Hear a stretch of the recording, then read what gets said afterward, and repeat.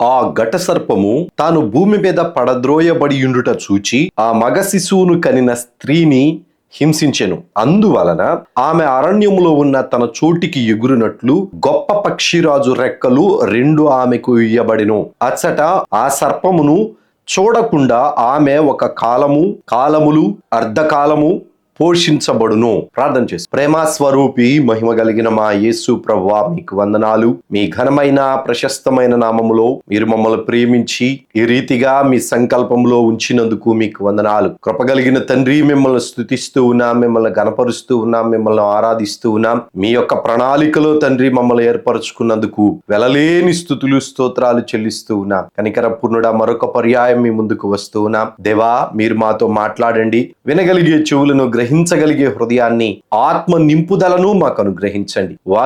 వాక్యముగా తండ్రి మీ మాటలను వినుచూ ఉండగా మీ ఉద్దేశమును నాయన వాక్యములో గ్రహించడానికి సహాయాన్ని దయచేయండి. మా ఆలోచన, మా తలంపులు కేవలం వ్యర్థమైనటువంటివి ప్రభువా. మీ ఆత్మ చేత నింపి నడిపించి వినుచున్న ప్రతి ఒక్కరికి కూడా సంపూర్ణమైన రక్షణ, మారు మనసు అనుగ్రహించమని యేసయ్య పుణ్యనామం అడిగి వేడుకొని ప్రారంభించుకుంటున్నాము తండ్రి, ఆమేన్. అపోస్తుడైనటువంటి యోహాను గారు 12వ అధ్యాయంలో చెప్తూ ఉన్నటువంటి మాటలలో 13, 14 వచనాల వరకు మనము వచ్చాం. ఇక్కడ యోహాను గారు చూసినటువంటి ఈ యొక్క సూచనలలో 2 సూచనలు ఉన్నాయి. ఒకటి స్త్రీ గురించి, మగ శిశువును కననయ్యున్నటువంటి స్త్రీ గురించి ఒక సూచన చూశారు.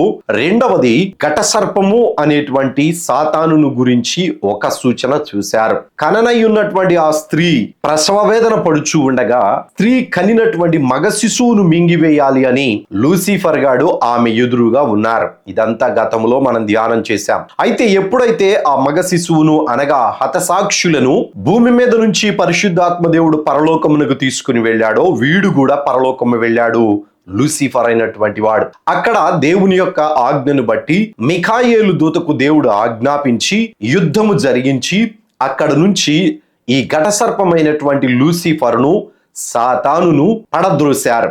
పడద్రోయబడినటువంటి ఈ లూసిఫర్ గాడు ఎక్కడ పడ్డాడు అనేటువంటిది తేరుకొని చూసేటప్పటికి భూమి మీద పడద్రోయబడిను అనేటువంటి మాట ఇక్కడ వ్రాయబడి ఉన్నది. పడేటప్పుడు పరలోకములో ఉన్నటువంటి పరలోకపు వాసులు వారందరూ కూడా పలికినటువంటి 2 మాటలు ఉన్నాయి. మన సహోదరుల మీద నేరములు మోపు అపవాది పడిపోయాడు అని. ఆ తరువాత వాడిని జయించినటువంటి వాళ్ళు గొర్రెపిల్ల రక్తములోను దేవుని వాక్యమును బట్టి వాళ్ళు వానిని జయించాడు అనగా సాతానుని జయించారు. అంత మాత్రమే కాదు, అంతము వరకు కూడా, మరణము వరకు కూడా వారు తమ ప్రాణమును ప్రేమించినటువంటి వారు కాదు అని చెప్పేసి స్పష్టంగా అక్కడ 2 మాటలు పరలోకపు వాసులు పలికారు. తరువాత వాడు పడినటువంటి విధానాన్ని మనం చూసినప్పుడు బహు కోపము కలిగినటువంటి వాడై భూమి మీద పడద్రోయబడినటువంటి వీళ్ళు పరలోకము వెళ్ళడానికి ఇక అవకాశం లేదు అని గ్రహించి కోపము తెచ్చుకున్నారు. ఎందుకు కోపము తెచ్చుకున్నారు? ఎవరి వలన కోపము తెచ్చుకున్నారు అన్నట్టే, ప్రపంచమంతటా ఉన్నటువంటి ఏ క్రైస్తవ సమాజం అయితే ఉన్నదో, క్రీస్తును అనుసరించి నడుస్తున్నటువంటి వాళ్ళు ఎవరైతే ఉన్నారో, దేవుని వాక్యమును నిబ్బరముగా ధైర్యముగా బోధించేటువంటి వాళ్ళు, వాక్యముగా బోధించేటువంటి వాళ్ళు ఎవరైతే ఉన్నారో వారందరిలో కూడా దేవుని సంకల్పము చొప్పున హతసాక్షులైనటువంటి వారు పరలోకమునకు వెళ్ళిపోయారు. ఈ పరలోకమునకు వెళ్ళినటువంటి వారిని బట్టి దేవుడు పరలోకమునకు ఇక రావడానికి వీలు లేకుండా సాతానుని భూమి మీదకి త్రోసివేశాడు. వీడు అనాది కాలము నుంచి మొట్టమొదటిగా వీడు పాతాళములో, నరకములో, పాతాళములో ఒక మూలన త్రోసివేయబడ్డాడు. అక్కడ నుంచి బయటికి రావడానికి, మరలా తిరిగి పరలోకము వెళ్ళడానికి, పరలోకములో దూతల సమూహములో ఉండడానికి, అక్కడ నుంచి మరలా భూమి మీదకి రావడానికి, వాడు ఇష్టానుసారముగా తిరగడానికి వాడికి అవకాశం దొరికింది. ఎప్పుడైతే హతసాక్షులైనటువంటి వారు పరలోకము వెళ్ళారో ఇక మీదట వాడు పరలోకము రావడానికి అవకాశము లేకుండా దేవుడు ఈ లూసిఫర్ అనేటువంటి వాడిని పూర్తిగా భూమి మీదకి నెట్టివేశాడు. నెట్టివేసినది మొదలుకొని వీడికి తెలుసు, ఇక 3.5 సంవత్సరాలు మాత్రమే నేను భూమి మీద ఉండగలను.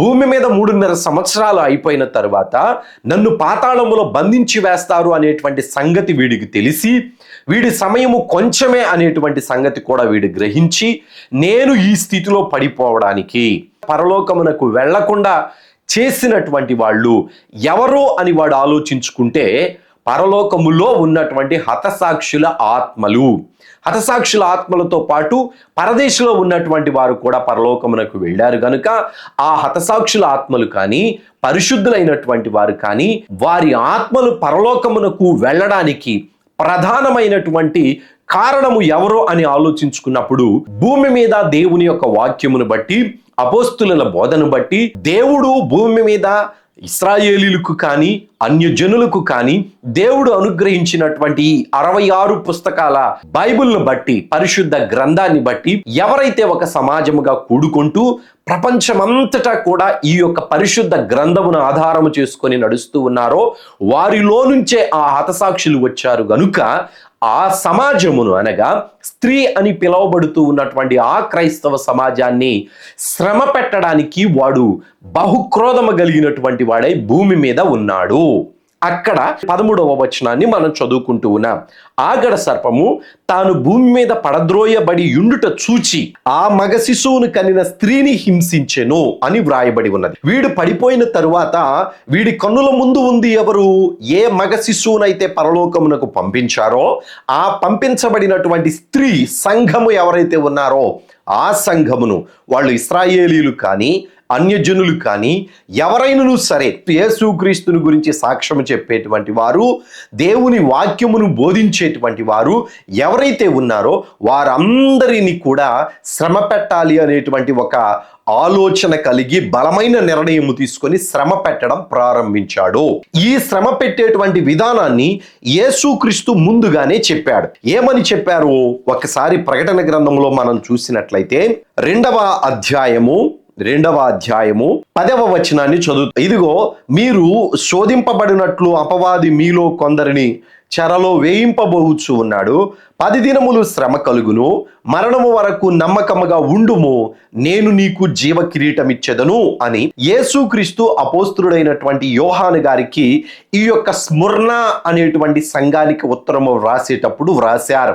ఈ సాతానుగాడు అనేటువంటి పేరు ఇక్కడికి ప్రస్తావనకు తీసుకొని వచ్చారు. అపవాది కింద ఫుట్ నోట్లో సాతాను అని వ్రాయబడి ఉన్నది. నిజానికి యేసుక్రీస్తు మొదటి ముద్రను విప్పదీసినది మొదలుకొని ఈ యొక్క 2వ 3.5 సంవత్సరం ఆరంభము వరకు కూడా సాతానుడు భూమి మీద లేడు.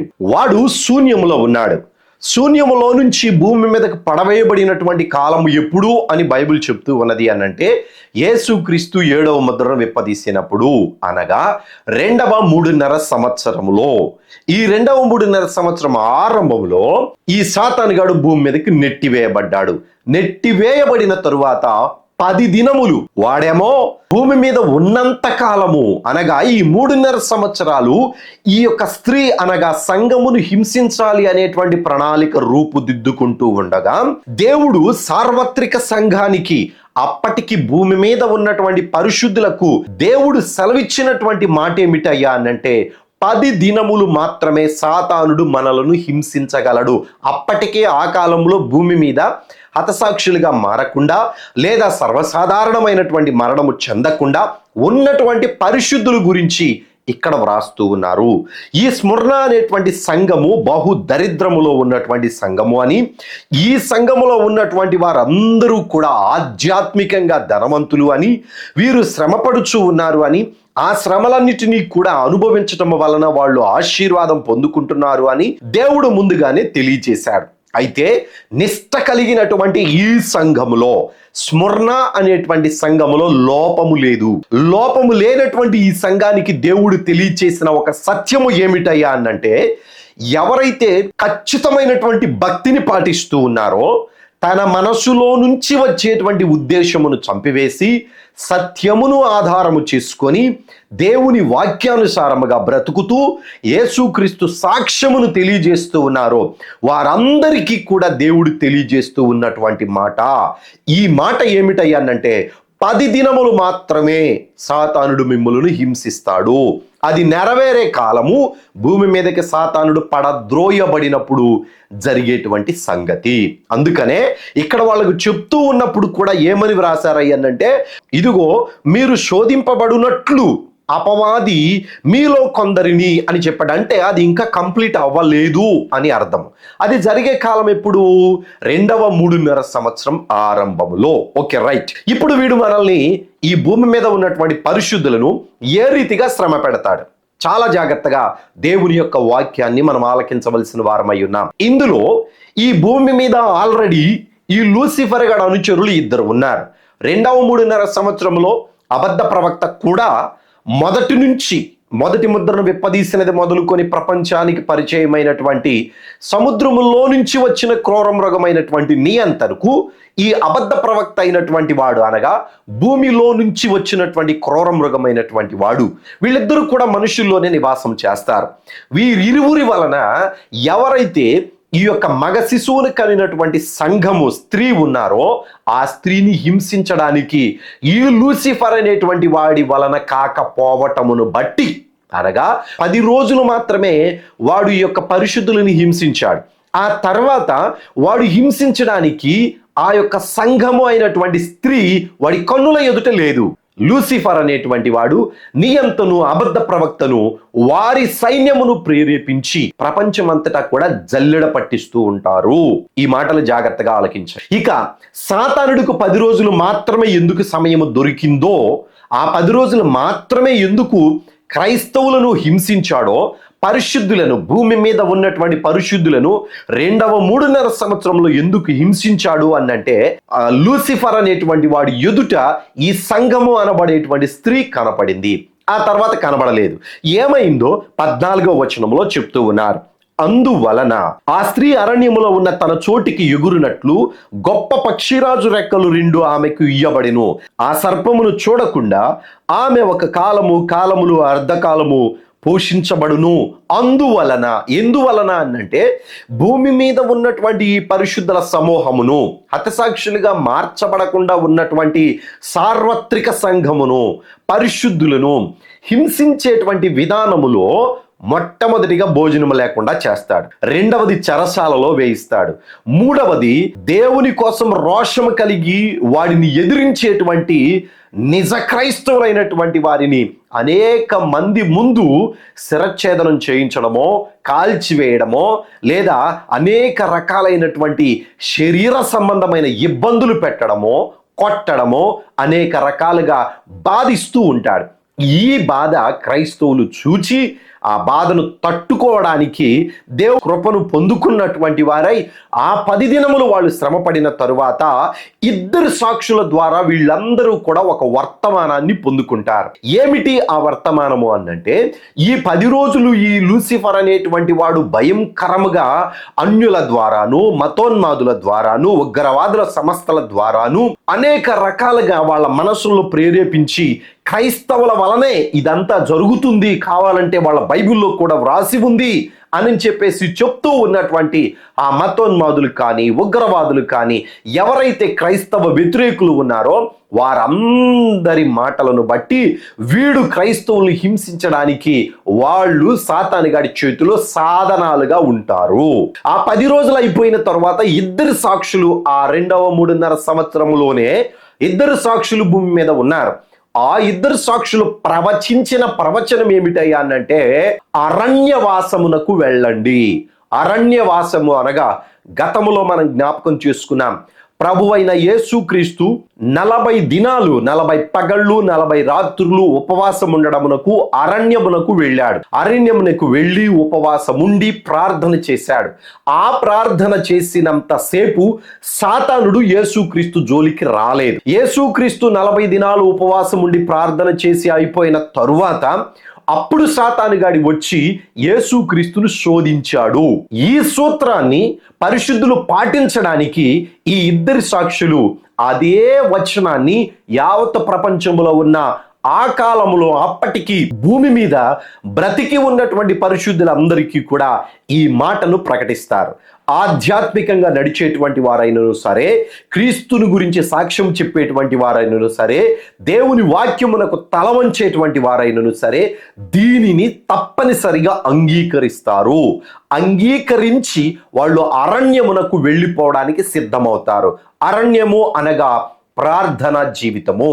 సహోదరులారా, బైబిల్ చెప్తూ ఉన్నటువంటి మాట ఏమిటయ్యానంటే, సాతానుడు రానటువంటి స్థలము ఒకటే ఒకటి ఉన్నది. అదేమిటయ్యానంటే, భక్తులు ప్రార్థించేటువంటి స్థలానికి వాడు రాడు. ప్రపంచంలో నువ్వు ఎక్కడ ఉన్నా సరే వస్తాడు. ఏ దేశంలో ఉన్నా వస్తాడు, నేలల్లో ఉన్నా వస్తాడు, గాలిలో ఉన్నా వస్తాడు, లేదా ఇంట్లో నువ్వు బంధించబడి ఉన్నా వస్తాడు, చెరసాలలో ఉన్నా వస్తాడు, మందిరాలలో ఉన్నా వస్తాడు. కానీ మందిరములో ఉండైనను సరే, ఇంటిలో ఉండైనను సరే, గదిలో ఉండైనను సరే, నీవు అరణ్యవాసము చేసినట్లయితే, అనగా ప్రార్థన అనేటువంటి దేవుని సన్నిధిలోనికి నువ్వు వెళ్ళి మోకరించి ప్రార్థన చేసినంత సేపు సాతానుడు నీ జోలికి రాడు. నిజముగా మొరపెట్టేటువంటి వారి యొక్క మొరను దేవుడు ఆలకిస్తూ ఉన్నప్పుడు దేవుని యొక్క సన్నిధి ఆ వ్యక్తితో పాటు ఉంటది గనుక సాతానుగాడు దేవుని సన్నిధిలోనికి రావడానికి అవకాశము లేకుండా ప్రార్థించేటువంటి వాని యొక్క ప్రార్థన స్తుతి ధూపము వలె, శ్రేష్టమైనటువంటి బలిపీఠము వలె వారి యొక్క హృదయము మీద నుంచి, వారి అంతరంగములో నుంచి దేవుని సన్నిధికి వెళుతూ ఉన్నది కనుక సాతానుగాడు వాళ్ళ జోలికి వెళ్ళడు. అందుకని ఈ ఇద్దరు సాక్షులు ప్రవచించినటువంటి ప్రవచనం ఏమిటయ్యానంటే, మీరు అరణ్యమునకు అనగా ప్రార్థించడానికి వెళ్ళండి. ఆధ్యాత్మికంగా వాళ్ళు మనకు బోధించిన సత్యం ఏమిటయ్యానంటే, ప్రార్థనలో ఉండండి అని చెప్పాడు. ప్రార్థనలో ఉన్నప్పుడు సాతానుగాడు రాడు గనుక వాడి యొక్క ముఖము చూడడానికి ఈ యొక్క స్త్రీకి అనబడేటువంటి సంఘానికి అవకాశము ఉండదు. ఆ వాడి ముఖము చూడకుండా ఉండడానికి ఇది స్త్రీకి ఇవ్వబడినటువంటి ఒక గొప్ప అవకాశము. ఈ ప్రతి ఒక్కరు కూడా, సంఘములో ఉన్నటువంటి విశ్వాసులందరూ కూడా ప్రార్థనలో ఉండవలసిందే. రైట్, మంచిది. ఇప్పుడు ప్రార్థించేటువంటి వీరు ఏ స్థితిలో ఉండి ప్రార్థించాలి అని బైబిల్ గ్రంథం సెలవిస్తూ ఉన్నది అనంటే, సంపూర్ణమైనటువంటి భక్తిని, సంపూర్ణమైనటువంటి విశ్వాసమును కలిగి ఉండి ప్రార్థించాలి. భయముతోనూ, పిరికితనముతోనూ, లేదా సగము భక్తితోనూ, లేదా ప్రార్థిస్తే వాళ్ళు ఏదో చేస్తారంట అనేటువంటి ఉద్దేశముతోనో చేసినటువంటి వారికి ఉపయోగం ఉండదు. నామకార్థ క్రైస్తవులకు ఉపయోగము ఉండదు. ఏదో ప్రార్థన చేస్తే దేవుడు ఏదో ఒకటి చేస్తాడు అనేటువంటి వాళ్ళకు ఉపయోగం ఉండదు. ఎందుకు చెప్తున్నాను ఈ మాట అనంటే, ఆ కాలములో హతసాక్షులుగా మారేటువంటి వారు కూడా ఉన్నారు. సాతానుడు ప్రార్థించేటువంటి స్థలమునకు రాడు, కానీ నిన్ను వెతుకుకుంటూ వచ్చేటువంటి ఈ సాతానుగాడి అనుచరుల సైన్యం ఉన్నారు. ఉగ్రవాదులు కానీ, మతోన్మాదులు కానీ, వీళ్ళందరూ కూడా సాతాను యొక్క సైన్యం. సాతానుగాడి శిష్యుడైనటువంటి నీ అంతా అబద్ధ ప్రవక్త అయినటువంటి వాళ్ళు ఒక గొప్ప సైన్యాన్ని సమకూర్చుకుంటారు. వాళ్ళు మనుషులే. వాళ్ళు నిన్ను వెతుక్కుంటూ వస్తారు. మనల్ని సమాజ మందిరములో నుంచి ఈడ్చి, రాసింది కదా యోహాను రాసినటువంటి సువార్త 16వ అధ్యాయము 1-2 వచనాలలో చాలా స్పష్టంగా వ్రాయబడి ఉన్నది. మిమ్మును సమాజ మందిరముల్లో నుంచి బయటికి తీసుకుని వచ్చి మిమ్మల్ని చంపు ప్రతి వాడు తాము దేవునికి సేవ చేయుచు ఉన్నాము అని అనుకుని కాలము వచ్చుచున్నది అని వ్రాశారు. 16వ అధ్యాయము 2వ వచనములో యోహాను రాసినటువంటి సువార్త. సహోదరులారా, దేవుడు ముందుగానే తెలియచేశాడు, లూసిఫర్ గాడు మన మీద ప్రభావం చూపించేది 10 రోజులే. కానీ వాడి యొక్క ఇద్దరు అనుచరులు మాత్రము ప్రార్థించేటువంటి వారిని సైతము కూడా తీసుకొని వెళ్ళి చంపివేసేటువంటి ప్రమాదము ఆ 3.5 సంవత్సరాలలో ఉన్నది. 666 ముద్ర కూడా ప్రవేశపెట్టేటువంటిది ఆ కాలంలోనే. నిన్ను అడుగుతారు, ఎవరైనాను కానీ క్రైస్తవులు అని నిర్ధారించుకున్నటువంటి వాళ్ళను ముందుగానే అడుగుతారు, నీవు క్రీస్తుని గురించి ప్రకటిస్తూ ఉన్నావా? క్రీస్తును నువ్వు సొంత రక్షకునిగా అంగీకరించావా? దేవుని వాక్యమునకు నువ్వు లోబడి బ్రతుకుతూ ఉన్నావా అని అడిగినప్పుడు, ప్రజలందరి ముందట నేను దేవునిని అంగీకరించాను అని నువ్వు చెప్పినట్లయితే నిన్ను అక్కడ చెరసాలలో వేయడమో, చంపివేయడమో, శిరచ్ఛేదనం చేయడమో ఏదో ఒకటి చేసేటువంటి పని ఆ కాలంలో ఉన్నది. దాని వలన క్రైస్తవులు అనేటువంటి వారు బహు ఉన్నతమైన ఆశీర్వాదాన్ని పొందుకుంటారు, కానీ పరలోకంలో భూమి మీద సిగ్గుపడవలసినటువంటి అవసరం లేదు. అదే ప్రభువైన యేసుక్రీస్తు చెప్పారు, మరణము వరకు తమ ప్రాణమును ప్రేమించనటువంటి వాడు, ద్వేషించేటువంటి వాడు ఎవడైతే ఉన్నాడో వాడే నాకు పాత్రుడు అని చెప్పారు. కానీ కొందరు భార్యలను బట్టి, బిడ్డలను బట్టి, ఆస్తిని బట్టి పిరికితనముతోటి శిరచ్ఛేదనం చేయబడడానికి లేదా చెరసాలలో వేయించబడడానికి అంగీకరించనటువంటి వారు ఆ కాలంలో ఉన్నారు. అయితే నిజమైనటువంటి క్రైస్తవులు చాలా మంది ఈ అరణ్యవాసములో మనుషులకు కనబడనటువంటి ఒక ప్రాంతమునకు వెళ్ళి ప్రార్థనలో ఉండేటువంటి ఒక అనుభవాన్ని దేవుడు మనుషులకు అనుగ్రహించాడు. అది ఏ రీతిగా వాళ్ళు ఎగిరి వెళ్ళాలి అనేటువంటిది ఇక్కడ ఒక నమూనాను కూడా దేవుడు ఈ 14వ వచనంలో వ్రాసి ఉంచారు. తన చోటికి ఎగురునట్లు గొప్ప పక్షిరాజు రెక్కలు 2 ఆమెకు ఇయ్యబడెను. గొప్ప పక్షిరాజు రెక్కలు 2 ఆమెకు ఇయ్యబడినాయి. ఈ 2 రెక్కలు ఏమిటి? ఈ 2 రెక్కలు ఏమిటి అని మనం ఒకసారి ఆలోచించినట్లయితే, ఆ 2 రెక్కలు ప్రతి విశ్వాసికి, పరిశుద్ధునికి, ఆ కాలంలో భూమి మీద ఉన్నటువంటి వారందరికీ కూడా దేవుడు సంపూర్ణమైనటువంటి విధముగా అనుగ్రహించిన ప్రార్థన విశ్వాసము. మనందరము తెలుసుకోవలసినటువంటి ఇంకొక సత్యం ఏమిటయ్యానంటే, ఆ 2వ 3.5 సంవత్సరంలో పరిశుద్ధాత్మ దేవుడు భూమి మీద లేడు.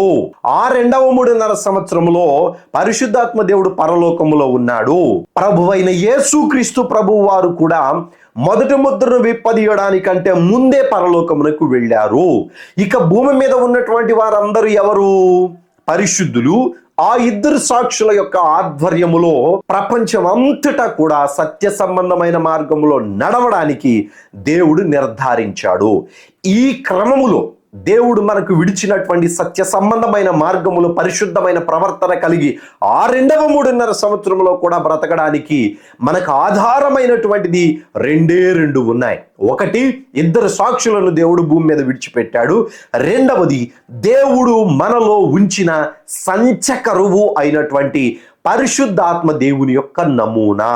పరిశుద్ధాత్మ దేవుడు మనలో సంచకరువుగా విడవబడి ఉన్నాడు. సంచకరువుగానే మనకు అనుగ్రహించబడ్డాడు. సంపూర్ణముగా పరిశుద్ధాత్మ దేవునితో మనము నింపబడాలి అన్నంటే ఈ శరీరాన్ని విడిచిపెట్టాలి. ఈ శరీరాన్ని విడిచిపెట్టేటంత వరకు కూడా మనలో పరిశుద్ధాత్మ దేవుడు సంచకరువుగానే ఉంటాడు. అనగా భయాన కొంత మాత్రమే మన కోసము చెల్లింపు. ఏ రీతిగా అయితే మనం ఒక వస్తువును కొనుక్కునేటప్పుడు భయానాగా ఇస్తామో, ఆ చెల్లింపు అనేటువంటిది తగు మాత్రముగానే దేవుడు మనుషులకు అనుగ్రహించాడు. ఈ పరిశుద్ధాత్మ దేవుడు మనలో ఉన్నటువంటి సంచకరువుగా మన ఆత్మతో నింపబడినటువంటి వాడై సంపూర్ణమైనటువంటి ఆత్మీయ నింపుదలలోనికి మనల్ని నడిపించడానికి ఆ కాలములో ప్రతి ఒక్క వ్యక్తి కూడా ఈ పరిశుద్ధాత్మ దేవుడు మనలో విడవబడిన సంచకరువును ఆధారము చేసుకొని సత్యమును వెతికేటువంటి గుణముల్లోనికి నడవాలి. పరిశుద్ధాత్మ దేవుడు ఉండడు సహోదరులారా. ఆ కాలంలో పరిశుద్ధాత్మ దేవుడు పరలోకమునకు వెళ్ళాడు. పరిశుద్ధాత్మ దేవుని యొక్క ఆత్మలో కొంత భాగము మనకు దేవుడు అనుగ్రహించారు. ఇది మనము గ్రహించాలి. పరిశుద్ధాత్మ దేవుడు మనలోను నడిచేటువంటి అనుభవం మనకు తెలుసు. మనతో నడిచినంత కాలము పరిశుద్ధాత్మ దేవుడు మన పక్కన ఉండి మనల్ని నడిపిస్తాడు. మనలో నివాసము చేయడానికి వచ్చినప్పుడు పరిశుద్ధాత్మ దేవుడు సంపూర్ణముగా మనలో నివాసము చేయడానికి దేవుడు మనకు అనుమతి ఇవ్వలేదు. కానీ సంచకరువుగానే మనలో పరిశుద్ధాత్మ దేవుడు మనలో ఉండడానికి దేవుడు అనుగ్రహించారు. కాబట్టి మనం అర్థం చేసుకోవాల్సినటువంటిది ఏమిటయ్యా అంటే, పాత నిబంధన కాలములో ధర్మశాస్త్రం రాకమునుపు భక్తులు ఏ రీతిగా అయితే వారి యొక్క మనస్సును సత్యమునకు అతికింపజేసి సత్యమును వెంటాడుతూ శ్రేష్టమైనటువంటి ఆలోచన కలిగి సత్యమును ఆధారము చేసుకొని ఎవరైతే నడిచి సంపూర్ణమైన భక్తిపరులుగా ఉండి నీతిమంతులు అని తీర్చబడ్డారో వారిని ఆధారము చేసుకొని 2 సాక్షుల యొక్క బోధన ఆధారము చేసుకొని పరిశుద్ధాత్మ దేవుడు భూమి మీద లేకపోయినా బైబిల్లో ఉన్నటువంటి వాక్యమును మనము చదువుతూ, చాలా మంది ఆ కాలంలో బైబిల్ ఉండదు అంటారు. చాలా మంది ఆ కాలంలో పరిశుద్ధులు భూమి మీద ఉండరు అంటారు. అది చాలా పొరపాటు అయినటువంటి ఆలోచన. అట్లా బోధించేటువంటి వాళ్ళు తప్పు బోధ చేస్తున్నారు అని మనం చేస్తూ ఉన్నాను. సహోదరులారా, ఆ కాలంలో పరిశుద్ధులు భూమి మీదనే ఉన్నారు. బైబిల్ కూడా మనకు అందుబాటులోనే ఉంటుంది. ఎవడో వచ్చి నాశనం చేయడానికి ఇది మనుషులు పుట్టించినటువంటిది కాదు. చాలా మంది బోధ చేయటం నేను విన్నాను. ఆ కాలంలో బైబిల్ మనకి అందుబాటులో ఉండదు అని చెప్పాడు. కాదు సహోదరులారా, బైబిల్ ఆపడానికి ఎవడి వలన కాదు, భూమి ఉన్నంత వరకు కూడా ఈ బైబిల్ ప్రతి ఒక్కరికి అందుబాటులో ఉండవలసిందే. దేవుడు దాన్ని ఆటంకపరచడానికి ఎవరికి పర్మిషన్ ఇవ్వలేదు. ఇది దేవుని చేత వ్రాయబడిన గ్రంథము కనుక దీనిని ఆటంకపరచడానికి ఎవడి వలన కాదు. కాబట్టి ఈ వాక్యమును ఆధారము చేసుకొని పరిశుద్ధాత్మ దేవుడు మాత్రమే మన మధ్య లేడు, కానీ మనలో ఆయన యొక్క గుణ లక్షణాలు ఉన్నాయి. అదే సంచకరువుగా మనలో పరిశుద్ధాత్మ దేవుడు విడిచిన ఆయన యొక్క లక్షణాలు. వాటిని ఆధారము చేసుకొని వాక్యమును అనుసరిస్తూ దేవుని వాక్యమును బట్టి యేసుక్రీస్తుని సాక్ష్యముగా మనము బోధించినటువంటి వారముగా ఆ 3.5 సంవత్సరాలు భూమి మీదే ఉంటాము. చాలా మందికి ఉన్నటువంటి ఒక డౌట్, పరిశుద్ధులు భూమి మీద ఉండరు అని. దానికి నేను 13వ అధ్యాయము, ప్రకటన గ్రంథం 13వ అధ్యాయంలో ఒక మాట నేను మీకు పదే పదే జ్ఞాపకం చేయాలని ఆశపడుతూ ఉన్నాను. ఎవడైనను చెర పట్టవలెనని ఉన్న ఎడల వాడు చెరలోనికి పోవును, ఎవడైనను ఖడ్గము చేత చంపిన ఎడల వాడు ఖడ్గము చేత చంపబడవలెను. ఈ విషయంలో పరిశుద్ధ ఓర్పును విశ్వాసమును కనబడును అని వ్రాయబడి ఉన్నది. ఈ మాటను శ్రద్ధగా మీరు ఆలకించండి. ఇది 2వ 3.5 సంవత్సరంలో లూసిఫర్ అనేటువంటి వాడు భూమి మీదకి పడద్రోయబడిన తరువాత వాడి అధికారమును, వాడి కుర్చీని, వాడి బలమును సముద్రములో నుంచి వచ్చిన క్రూర మృగమైనటువంటి నియంత తీసుకున్న తరువాత వాడి యొక్క సైన్యము, మొదట్లో మనం చెప్పుకున్నాం, వాడి సైన్యము వెతికి మరి ఎక్కడ పరిశుద్ధులు ప్రార్థన చేస్తూ ఉన్నారా, ఎక్కడ దేవుని వాక్యం ప్రకటిస్తూ ఉన్నారా, ఎక్కడ సమూహముగా కూడి దేవునిని ప్రకటించుకుంటూ ఉన్నారా అని వెతికి మరి సమాజ మందిరముల్లో నుంచి లాగి వాళ్ళను చంపివేసేటువంటి కాలము ఈ కాలమే. ఇది సాతానుగాడికి అనుగ్రహించబడినటువంటి కాలము. ఈ 2వ 3.5 సంవత్సరంలో వీడి అధికారమును, సాతాను అధికారమును, బలమును, కుర్చీని తీసుకున్నటువంటి ఈ యొక్క నియంత అయినటువంటి వాడు మనుషులను హింసిస్తాడు. ఏ విధంగా హింసిస్తున్నాడో ఇక్కడ వ్రాయబడి ఉన్నది చూడండి. చెరపట్టబడవలెనని ఉన్న ఎడల వాడు చెరలోనికి పోవలెను. చెరలోనికి అనగా బానిసత్వములోనికి వెళ్ళినటువంటి వాళ్ళు కూడా భక్తిని ఆధారము చేసుకునే బ్రతకాలి. వారి యొక్క ప్రతిఫలము అధికముగా ఉంటది అని దేవుడు చెప్తూ ఉన్నాడు. అన్య జనులలో ఉండి సరి అయినటువంటి వసతి లేకుండా, సరి అయినటువంటి భక్తి జీవితం గడపడానికి అనుకూలపడినటువంటి ప్రాంతములలో ఉండి కూడా నువ్వు భక్తిపరుడుగా ఉంటున్నావు అనంటే నీ భక్తిని దేవుడు ఉన్నతమైనటువంటిదిగా ఎంచబోతూ ఉన్నాడో. అన్ని అవకాశాలుండి, మందిరాలు ఉండి, చక్కని వాతావరణం ఉండి, మైకులు ఉండి, ఏసీలు ఉండి చేసేటువంటి భక్తిని దేవుడు పరిగణలోనికి తీసుకుంటాడు. కానీ ఆ భక్తుల కంటే కూడా 100 రెట్లు ఏ భక్తుని గురించి దేవుడు ఆలోచిస్తాడయ్యానంటే అననుకూలమైనటువంటి పరిస్థితుల్లో కూడా ప్రార్థించి దేవుని వాక్యము ప్రకటించిన భక్తులనే దేవుడు పరిగణలోనికి తీసుకుంటాడు. వారి సేవకు ప్రతిఫలమును 1000 రెట్లుగా దేవుడు ఆశీర్వాదంలోనికి తీసుకొని వస్తాడు. బైబిల్లో మీరు అనేక మందిని గమనించు. అననుకూలమైనటువంటి పరిస్థితుల్లో, మనుషులు అసహ్యించుకుంటున్నటువంటి పరిస్థితుల్లో దేవునిని విడవకుండా నిలబడినటువంటి భక్తి పరులు కోట్ల మంది ఉన్నారు. కొంతమందిని మాత్రమే బైబిల్లో మనకు వ్రాసి ఉంచారు. లాజర్ గారు, యోబు గారు, ఎన్ని శ్రమలు వచ్చినా, ఎన్ని కష్టాలు వచ్చినా, ఎన్ని తిప్పలు పెట్టినా, ఇంట్లో వాళ్ళు విడిచి దూషించి వెళ్ళిపోయినా దేవునిని ఎక్కడ కూడా విడువుకున్నటువంటి భక్తులు ఆ కాలంలో ఉన్నారు. అదే మాదిరిగా ఈ 2వ 3.5 సంవత్సరంలో కూడా అనేక మందిని చెరలోనికి తీసుకుని వెళతారు. చెరలోనికి వెళ్ళినటువంటి వారి యొక్క హింసలను బట్టి దేవుడు వాళ్ళకు ప్రతిఫలం అధికముగా అనుగ్రహించబోతూ ఉన్నాడు. 2వది ఏమని చెప్తున్నాడు అయ్యానంటే, ఎవడైనా ఖడ్గము చేత చంపిన ఎడల వాడు ఖడ్గము చేత చంపబడవలెను. ఈ విషయంలో పరిశుద్ధుల ఓర్పు కనబడును. పరిశుద్ధులు అనేటువంటి వారు 2వ 3.5 సంవత్సరంలో ఉన్నారు. భక్తులు అనేటువంటి వారు చాలా మంది 7 సంవత్సరాలలో పరిశుద్ధులు ఉండరు అని చెప్తున్నారు. వాళ్ళు ఈ వాక్యమునకు సమాధానము క్రైస్తవ సమాజానికి చెప్పాలి. ఇంకొక మాట కూడా చదువుతూ ఉన్నాను. 14వ అధ్యాయము 12వ వచనము. దేవుని ఆజ్ఞలను, యేసును గూర్చిన విశ్వాసమును గైకొనుచున్న పరిశుద్ధుల ఓర్పు అందులో కనబడును. వీరు పరిశుద్ధులు కాదా? దేవుని వాక్యమును గురించి సాక్ష్యం ఇచ్చేటువంటి వారు కాదా? యేసుక్రీస్తును గురించి సాక్ష్యం చెప్తూ ఉన్నటువంటి వారు కాదా? వీరందరూ రోషము కలిగినటువంటి వారై దేవుని కోసం ప్రయాసపడుతున్నటువంటి వారు కాదా? అసలు ఇంకొక మాట నేను అదేమిటయ్యానంటే, లూసిఫర్ అనేటువంటి వాడు యుద్ధం చేస్తున్నాడు అనంటే ఎవరితో యుద్ధం చేస్తాడు? వాడి సైన్యంతో చేస్తాడా? లేదా వాడి యొక్క కార్యములను చేసేటువంటి వాడితో చేస్తారా? సపోజ్ వ్యభిచారుల దగ్గరికి సాతానుగాడు రాడు. ఎందుకంటే వాళ్ళు ఆల్రెడీ ఆ దురాత్మ ఆత్మ చేత నింపబడి ఉన్నారు. వాళ్ళతో యుద్ధము చేయడు. నరహంతకులతో యుద్ధము చేయడు, దొంగతనం చేసే వాళ్ళతో యుద్ధము చేయడు, అబద్ధం ఆడేటువంటి వాళ్ళతో యుద్ధము చేయడు. ఎందుకంటే వాళ్ళందరూ కూడా ఆల్రెడీ వాడి యొక్క సమూహమే.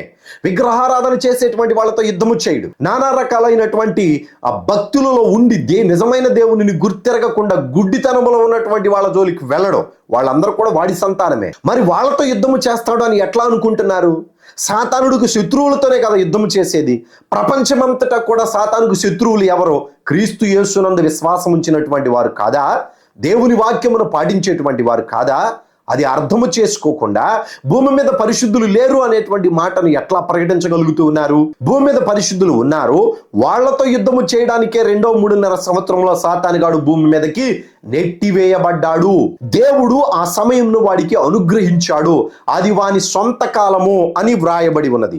ఒకసారి మీరు దానియేలు గ్రంథంలోనికి వెళ్ళినట్లయితే అక్కడ స్పష్టంగా వ్రాయబడి ఉన్నది. చదువుతున్నాను ఆ మాట కూడా. దానియేలు గ్రంథము 7వ అధ్యాయము 25వ వచనం. ఆ రాజు మహోన్నతునికి విరోధముగా మాట్లాడుచు మహోన్నతుని భక్తులను నలగొట్టును.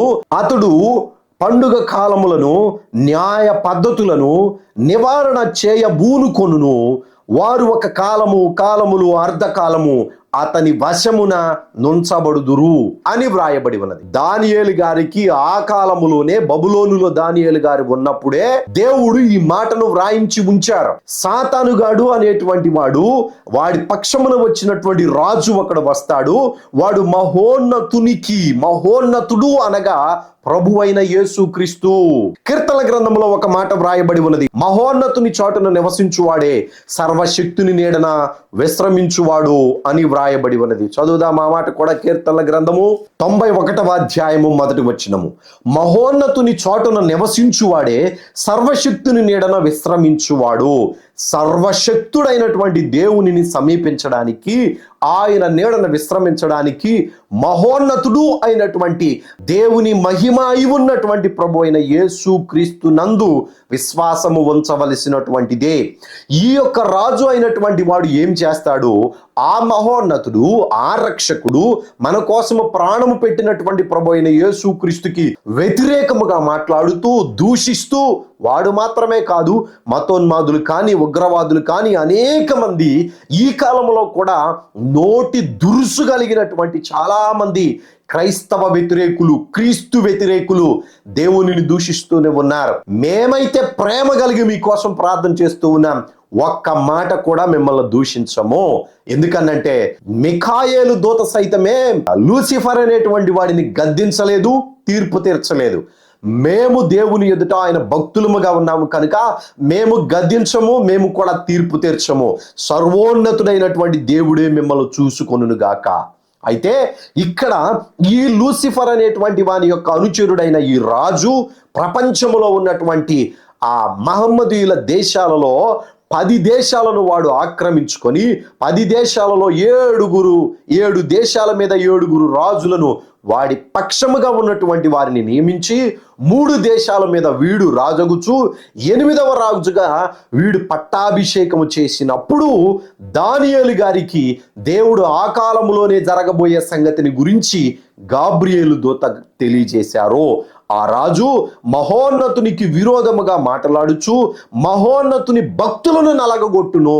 యేసుక్రీస్తునందు విశ్వాసం ఉంచినటువంటి వారిని ఖచ్చితంగా వాడు ఇబ్బంది పెడతాడు, శ్రమ పెడతాడు. ఆ 2.5 సంవత్సరంలో ఇంకా అధికముగా ఉంటది. మొదటి 3.5 సంవత్సరంలో 1,44,000 మంది కంప్లీట్ అయ్యేటంత వరకు వాడు అధికారము లేకుండానే హింసించి 1,44,000 మందిని చంపించాడు. ఇప్పుడు అధికారము పొందుకున్న తర్వాత వాడు చేసేటువంటి పని ఏమిటి? అధికారముతో వాడు ప్రపంచమంతటా ఉన్నటువంటి క్రైస్తవులలో దేవుని భక్తులను, మహోన్నతుడు అనగా ప్రభువైన యేసుక్రీస్తు భక్తులను నలగొట్టడానికి తారసపడి ముందుకొస్తూ ఉన్నాడు. ఆ కాలంలో వాడు పండుగలను, న్యాయ పద్ధతులను నివారణ చేయబూనుకొనును. వాడి కాలం ఎప్పుడయ్యానంటే ఒక కాలములు అర్ధకాలము అతని వశమున నుంచబడుదురు. ఇది భక్తులకు రాబోయేటువంటి శ్రమ. అయితే ఈ శ్రమ నుంచి అనేక మంది తప్పించుకోవడానికి దేవుడు అనుగ్రహించిన 2 రెక్కలు ఏమిటయ్యానంటే ప్రార్థన, విశ్వాసము. ఐగుప్తు దేశము నుంచి కానాను దేశానికి ఇశ్రాయేలుని నడిపించడానికి దేవుడు వారి మధ్యలో ఉండి ఏ రీతిగా ఆయన రెక్కల మీద వారిని మోసుకుంటూ వచ్చాడో ఆ రెక్కలను క్రీస్తు యేసునందు విశ్వాసం ఉంచినటువంటి తన బిడ్డలకు స్వతహాగా దేవుడు అనుగ్రహించాడు. నా మాట మరొకసారి అర్థం చేసుకో. దేవుడు ప్రతి ఒక్కరికి ఆ రెక్కలను ఇచ్చాడు. తనను తాను ప్రార్థనలో ఉండి, ఉపవాసములో ఉండి, పరిశుద్ధతను కాపాడుకుంటూ, శ్రేష్టమైనటువంటి భక్తిలో ఉండి, కుడి ఎడమలకు తొలగకుండా ప్రార్థనలోను విశ్వాసములోను 100% నిలబడినటువంటి వాడు ఎవడైతే ఉంటాడో వానిని దేవుడు సంపూర్ణముగా ఎటువంటి ఇబ్బంది లేకుండా, ఒకవేళ చంపబడినా, శరీరకముగా శ్రమ పట్టబడినా వాని ఆత్మ మాత్రమే రక్షణలోనికి వచ్చేటువంటి విధముగా దేవుడు ఆ 2 రెక్కలను ప్రతి విశ్వాసికిని దేవుడు అనుగ్రహించాడు. ఆ 2 రెక్కలు ప్రార్థన, విశ్వాసము. ప్రార్థించేటువంటి విధానము తెలియాలి, విశ్వాసములో ఉండేటువంటి విధానము తెలియాలి. చాలామంది ఈ విశ్వాసం అనేటువంటి దానిలో చూస్తేనే నమ్ముతాము అంటారు. విశ్వాసము అనగా ఏదైతే దేవుడు చెప్పాడో, ఏదైతే మనము నమ్ముతూ ఉన్నామో అది ఉన్నది అని నమ్మడమే విశ్వాసము. మనమైతే యేసుక్రీస్తును చూడలేదు, పరలోకాన్ని చూడలేదు, దేవదేవుణ్ణి చూడలేదు. కానీ వారి నామమున మనం ప్రార్థన చేసినప్పుడు మన జీవితాలలో దేవుడు చేసినటువంటి కార్యములను బట్టి, మనల్ని నడిపించినటువంటి విధానాన్ని బట్టి, పొరపాట్లు చేసినప్పుడు దేవుడు మనల్ని శిక్షించినటువంటి విధానాన్ని బట్టి ఆయనకు మనము తల వంచి ఆయన బిడ్డలము అని చెప్పేసి సంపూర్ణమైన విశ్వాసములోనికి మనల్ని సృజించిన సృష్టికర్త ఈయనే అని నమ్మి సంపూర్ణముగా ఆయనకు మనల్ని మనము సమర్పించుకున్నాము. ఈ విషయంలో విశ్వాసమును విడిచిపెట్టకుండా పరలోకము ఉన్నది అని, యేసుక్రీస్తు మన కోసము దేవుని యొక్క సింహాసనము దగ్గర ఉన్నాడు అని నమ్మడమే మనలో ఉండవలసినటువంటి విశ్వాసము. ఇక ప్రార్థన అనగా, ప్రార్థన అంటే ప్రతి ఒక్కరూ కూడా ఏమేమి ప్రార్థన చేస్తారు? నన్ను ఆశీర్వదించు, నన్ను దీవించు, నాకు కుమారులు లేరు, నాకు ఆస్తి లేదు, నాకు ఉద్యోగం లేదు, నాకు వివాహం కాలేదు. కానీ దేవుడు ఆశపడేది ఏంటో తెలిసిన, ఆయనకు నీ గురించి సమస్తమును తెలుసు. నీవు అడగవలసినటువంటిది ఏమిటంటే పరిశుద్ధాత్మ దేవుని నడిపింపును అడగాలి. నీకు ఏది అవసరమో ఆయనకు ముందుగానే తెలుసు. నీవు ఆశించిన దానికంటే అత్యధికంగా దేవుడు ఇవ్వడానికి సిద్ధపడి ఉన్నాడు. కాబట్టి నీవు అడగవలసినటువంటి పరిశుద్ధతను, నీవు అడగవలసినటువంటి పరిశుద్ధాత్మ నడిపింపును నీవు సంపూర్ణంగా స్వతంత్రించుకున్నప్పుడు సమస్తమును సమకూర్చి దేవుడు నీ జీవితంలో జరిగించడానికి సిద్ధముగా ఉన్నాడు. ఆ కాలములో, శ్రమల కాలములో, 7 సంవత్సరాల శ్రమలలో భూమి మీద ఉన్నటువంటి విశ్వాసులు చేయవలసినటువంటి ప్రార్థన ఏమిటయ్యా అనంటే, నీ కోసం హతసాక్షిగా మారటానికైనను సరే నేను సిద్ధముగా ఉన్నాను అనే ఒక నిశ్చయము కలిగినటువంటి వారై ప్రార్థన చేయాలి. పిరికి వారిగా ఉండకూడదు, అవిశ్వాసులుగా ఉండకూడదు, ఆ దేవుడు మెచ్చనటువంటి పరిశుద్ధత లేని జీవితం కలిగినటువంటి వారిగా ఉండకూడదు. విశ్వాసులైనటువంటి వారు ఈ 2.5 సంవత్సరంలో కూడా ఉన్నారు. 1000 ఏండ్ల పరిపాలనలో కూడా ఉంటారు పరిశుద్ధులు. భూమి ఉన్నంత కాలము పరిశుద్ధులు భూమి మీద ఉండడానికి దేవుడు తన మార్గమును సిద్ధపరిచాడు. అది బైబిల్లో చెప్పబడి ఉన్నది. ముందు స్పష్టంగా ఇంకా మనం ధ్యానం చేస్తాం. దేవుని కృప మీకు, మీ కుటుంబాలకు తోడైండును గాక. ప్రకటన గ్రంథము సృష్టికి చివరి రోజులు అనే ఈ పుస్తకాన్ని ఉచితంగా మేము పంపిస్తూ ఉన్నాం. దేవుడు నాకు ఇచ్చినటువంటి ఆశను బట్టి ఈ ప్రకటన గ్రంథం యొక్క వివరణను అనేకులకు తెలియచేయాలి అని ప్రయాసపడుతూ ఉన్నాం, ప్రార్థిస్తూ ఉన్నాం. అనేకులు కూడా మీ ప్రార్థనలో జ్ఞాపకం చేసుకుంటూ ఉన్నారు. కొంతమంది మా కోసం ఉపవాస ప్రార్థనల్లో కూడా జ్ఞాపకం చేసుకుంటున్నారు. అందును బట్టి నిజముగా మీ అందరికీ నా హృదయపూర్వకమైన వందనాలు తెలియచేస్తూ ఉన్నాం. ఈ పుస్తకం కావాల్సినటువంటి వారు మీ అడ్రస్ ను వాట్సాప్ లో పంపించండి. దేవుని కృప మీకును, మీ కుటుంబాలకును తోడై ఉండి నడిపించి, దీవించి, ఆశీర్వదించి సంపూర్ణమైన రక్షణలోనికి నడిపించును గాక.